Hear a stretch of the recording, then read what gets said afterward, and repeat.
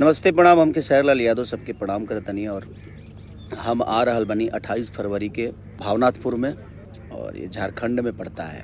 भावनाथपुर में टाउनशिप में, और हर साल जगह शादी समारोह होला। उसी तरह इस साल भी, पिछला साल भी, आज से कुछ साल पहले हम आई रहनी हो जगिया, और इस साल भी हम आवतनी 28 फरवरी 2024, यानी आज से 2-4-10 दिन बाद टाउनशिप में 10 बजे दिन से हमारा कार्यक्रम बा अपना पूरा टीम के साथ।